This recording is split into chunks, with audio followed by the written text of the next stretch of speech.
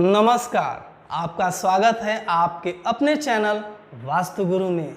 आज का एपिसोड बहुत महत्वपूर्ण है और बहुत सरल भाषा में आज मैं ऐसे दर्शकों को बताने जा रहा हूँ वास्तुशास्त्र के कुछ मूल सिद्धांतों को, कुछ बेसिक रूल्स को जो पूर्वमुखी मकान में रहते हैं या पूर्वमुखी मकान का निर्माण कराने जा रहे हैं।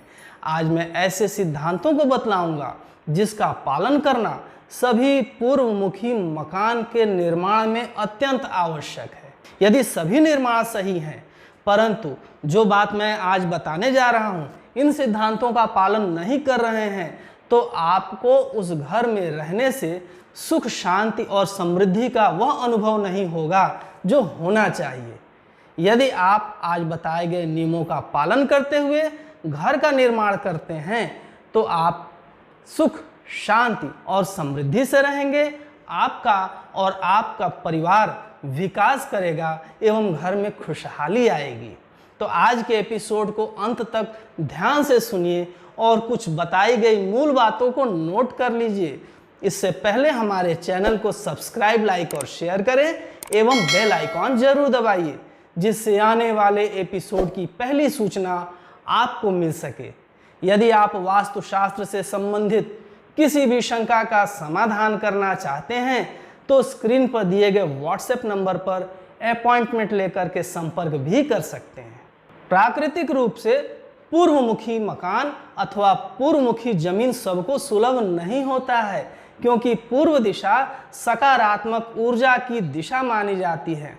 सूर्योदय पूर्व दिशा से होता है, तो घर में आने वाली सूर्य की पहली किरण यदि आपका मकान या जमीन पूर्वमुखी होगा तभी उसमें प्रवेश करेगी। यदि आपको ऐसी जमीन मिल गया है, आपको ऐसा प्लॉट मिल गया है, तो यह अत्यंत भाग्यशाली हैं आप। परंतु आपका निर्माण भी वास्तुसम्मत होना चाहिए। यदि आप पूर्ण फल लेना चाहते हैं, पूरा सुख लेना चाहते हैं पूर्वमुखी जमीन अथवा मकान का, तो आइए बिंदुवार एक एक करके वास्तुशास्त्र के सारे नियमों को समझिए और इसको अपनाइए, जिससे आप और आपका परिवार सुखी पूर्वक उस घर में निवास करे, उस घर में चुंबकीय संतुलन बरकरार रहे, पॉजिटिव एनर्जी बनी रहे। तो ऐसा क्या काम करें कि हम पूर्वमुखी मकान में हमेशा विकास करें और आगे की तरफ बढ़ें। तो हमारी बातों को ध्यान से सुनिए और इसको अपनाइए। आप अपने फर्श और छत के बारे में भी बारीक बात का ध्यान रखिए जो मैं बता रहा हूँ।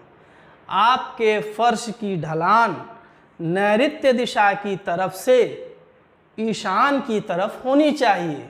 जी हाँ, कहने का मतलब नैऋत्य दिशा अर्थात साउथ वेस्ट कॉर्नर बाकी फर्श की अपेक्षा ऊंचा होना चाहिए। वह 1 इंच, 2 इंच, 4 इंच ही हो ऊंचा, लेकिन हो अवश्य। अर्थात छत की फर्श की ढलान नैऋत्य से ईशान की तरफ होना चाहिए। यह बहुत ही आवश्यक नियम है, इसका पालन करना अत्यंत आवश्यक है। यदि उस घर में आप किसी प्रकार की नकारात्मक ऊर्जा नहीं चाहते हैं तो आपके घर का फर्श ऐसा होना चाहिए कि उसकी ढलान नैऋत्य दिशा की तरफ से ईशान अथवा नॉर्थ ईस्ट कॉर्नर की तरफ आए। साउथ वेस्ट से नॉर्थ ईस्ट की तरफ आपके फर्श की ढलान होनी चाहिए। अर्थात जब भी आप फर्श की धुलाई करें तो पानी हमेशा पूर्व या उत्तर की दिशा की तरफ से ही बाहर निकले। इस बात का विशेष ध्यान रखेंगे तो आपके घर में अधिकतम सकारात्मक ऊर्जा बनी रहेगी।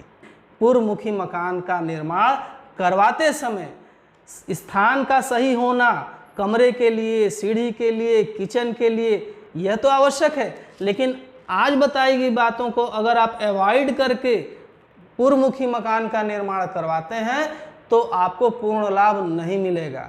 यदि पूर्ण लाभ चाहते हैं तो आज के बताई गई हर बात का आपको ध्यान रखना अत्यंत आवश्यक है।